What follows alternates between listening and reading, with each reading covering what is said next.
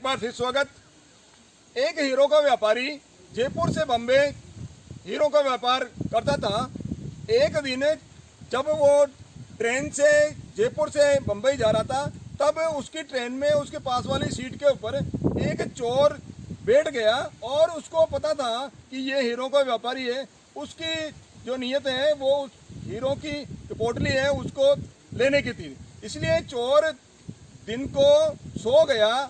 बोले रात को 2 से 5 बजे के बीच में मौका पाकर इनकी पोटली को मेरे को चुराना है।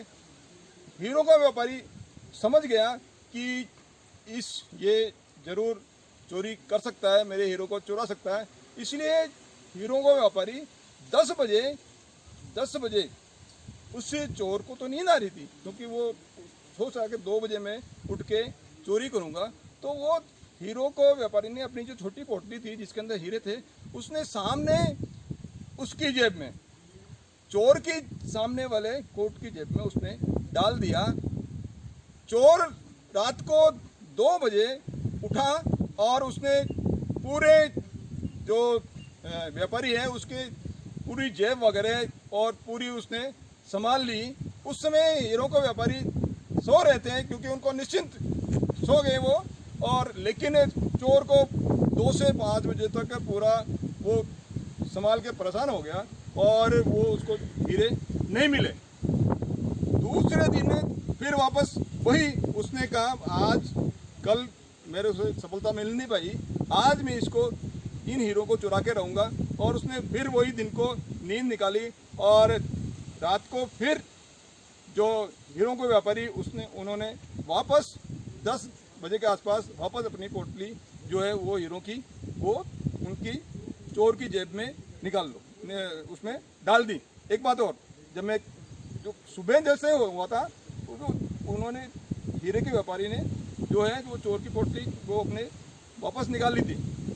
तो ये सुबह जब वापस निकालने के बाद में फिर उसको मिली नहीं चोर को।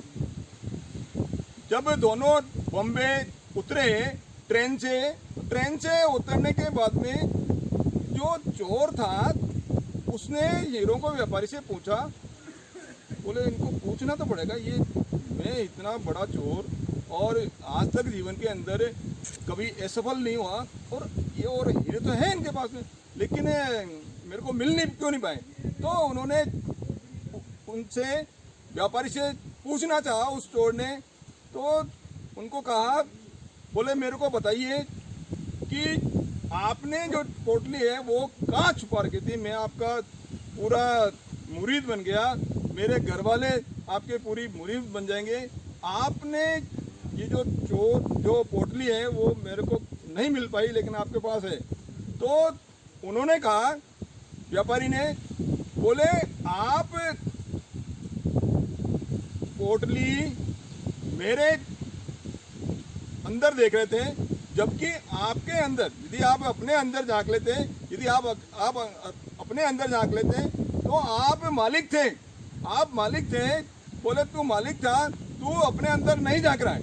तो कहने का मतलब इस कहानी से ये सारांश निकलता है कि व्यक्ति अपनी जो योग्यता है उसको अपने अंदर नहीं देख पा रहा है, अपने अंदर कितनी शक्ति है वो मालिक बना हुआ है, और वो दूसरी जगह दूसरों के मालिक को उसकी शक्ति को तलाश रहा है। कस्तूरी कुंडली बसे मृग ढूंढे वनमाय। कस्तूरी आपके अंदर छुपी हुई है और हिरण के जो है हृदय में कस्तूरी छुपी हुई है, और वो उसको जंगल में ढूंढ रहा है तो मिलेगी नहीं, जबकि इतनी कीमती चीज आपके पास में बहुत कीमती चीज है। आप अपनी कीमत को पहचानिए, जो आप हो, जिस तरह के आप हो, संसार के अंदर आपकी तुलना किसी दूसरे से नहीं कर सकते। भगवान ने केवल आप जैसा व्यक्ति आपको ही बनाया है, कोई एक गुण ऐसा दिया है जिसको आप ढूंढकर आप उसकी शक्ति को बढ़ाकर आप चमत्कार कर सकते हो, इसलिए आप अपनी शक्ति को पहचानिए। देखिए, दूसरा जब आप दूसरे की शक्ति को देखते हैं और अपनी शक्ति को भूलकर दूसरे की शक्ति देख रहे हैं तो आपका ध्यान अपने विकास पर नहीं लगा हुआ है, आप दूसरे के विकास के ऊपर आपका ध्यान लगा हुआ है। तो आप अपनी शक्ति को पहचानिए। एक बालक ने कहा, वो वैसे फेल हो गया था साइंस के अंदर, लेकिन उसने कहा, जब उस दूसरे बच्चे ने पूछा उससे, बोले फेल हो गया तो क्या, मैं साइंटिस्ट हूँ, वैज्ञानिक हूँ। बोले वैज्ञानिक कैसे? बोले मैं दिन भर ऑक्सीजन को कार्बन डाइऑक्साइड में बदलता हूँ। बोले मैं, हाँ, बोले वास्तव में बात तो सही है, वैज्ञानिक हो। इसलिए आप सबके पास में कोई न कोई ऐसी असीम शक्ति है जिसके द्वारा आप उसको पहचानना है। आप अपनी शक्ति को पहचानिए और पहचान कर उसके ऊपर फोकस करके आप अपने जीवन को आगे बढ़ाइए। इस वीडियो में मेरे साथ बने रहने के लिए बहुत बहुत धन्यवाद। वीडियो को लाइक कीजिए, शेयर कीजिए और चैनल को सब्सक्राइब कीजिए। नेक्स्ट वीडियो का इंतजार कीजिए। बहुत बहुत धन्यवाद।